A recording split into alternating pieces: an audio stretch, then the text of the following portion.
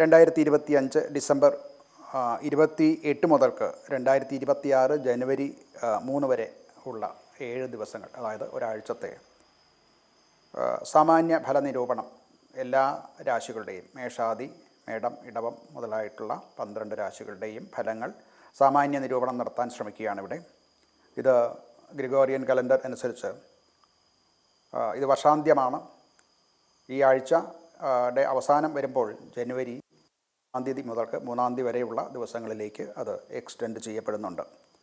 ഈ ആഴ്ചയിലെ ഗ്രഹസ്ഥിതി പറഞ്ഞു കഴിഞ്ഞാൽ ധനുവിൽ 4 ഗ്രഹങ്ങൾ ചതുർഗ്രഹ യോഗം ഉണ്ടാകുന്നുണ്ട്. സൂര്യൻ, ബുധൻ, ശുക്രൻ, ചൊവ്വ ഈ 4 ഗ്രഹങ്ങളും ധനുവിലേക്ക് പകർച്ച ഉണ്ട്. ഏറ്റവും ഒരു ശക്തമായിട്ടുള്ളൊരു ടേണിംഗ് പോയിൻ്റായിട്ട് വരും ഈ ചതുർഗ്രഹ യോഗം കൊണ്ട് എല്ലാ രാശിക്കാർക്കും പൊതുവെ പറഞ്ഞു കഴിഞ്ഞാൽ.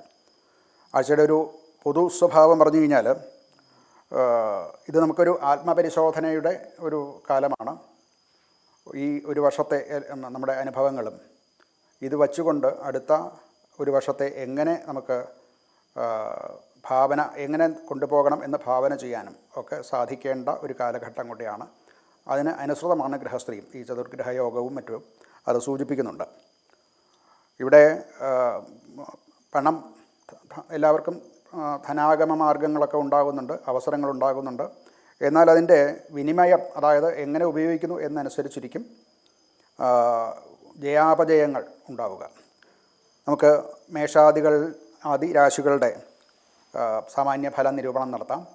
അടുത്തത് മിഥുനക്കൂറാണ്. ജെമിനി എന്നാണ് ഇംഗ്ലീഷ് പറയുന്നത്. മകയിരത്തിൻ്റെ അവസാനത്തെ 2 പാദം, തിരുവാതിര, പുണർദത്തിൽ 3/4, അതായത് പുണർദത്തിൻ്റെ 1, 2, 3 പാദങ്ങൾ ചേർന്ന ഈ നക്ഷത്രങ്ങൾ ചേർന്നതാണ് മിഥുനക്കൂറ്. വളരെ നിർണായകമായിട്ടുള്ള ചില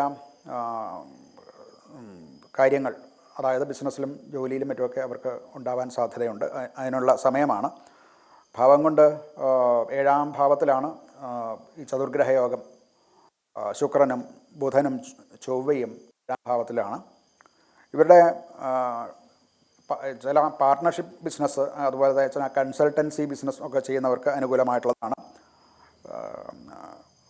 ക്ലയൻറ്റുകളുമായിട്ട് ഫേസ് ചെയ്ത് ചെയ്യേണ്ട, ഉപഭോക്താവുമായിട്ട് നേരിട്ട് വർത്തമാനത്തിൽ കൂടെയൊക്കെ ചെയ്യേണ്ട ബിസിനസ് ചെയ്യുന്നവർക്കും അനുകൂലമായിട്ടുള്ള ഫലം ഉണ്ടാകുന്നതാണ്.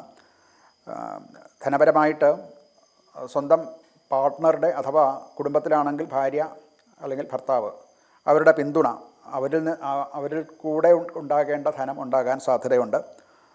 അതുപോലെ ഇൻകത്തിൽ, അതായത് വരുമാനത്തിൽ വലിയ തെറ്റൊന്നും വരാത്ത രീതിയിൽ ഉള്ള വരുമാനം അവർക്കുണ്ടാകും.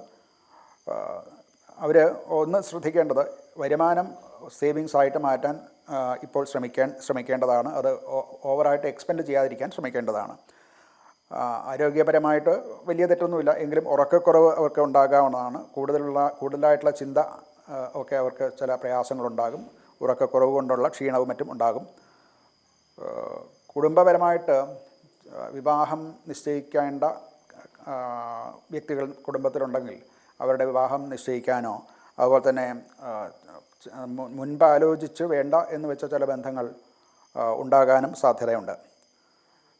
ഇവർക്ക് ഒരു പരിഹാരം പറയാവുന്നത് വിഷ്ണു ക്ഷേത്രത്തിൽ ദർശനം നടത്തുക, സഹസ്രനാമാർച്ചന നടത്തുക, സ്വയം സഹസ്രനാമം ജപിക്കുക. ഇതൊക്കെ അനുകൂലമായിട്ടുള്ള ഫലം ഉണ്ടാകും. അതുപോലെ തന്നെ വെളുത്ത വസ്ത്രം ധരിക്കുക, വെളുത്ത വസ്ത്രം ദാനം ചെയ്യുക, ഇതൊക്കെയും അനുകൂലമായിട്ടുള്ള ഫലം ഉണ്ടാക്കുന്നതാണ്.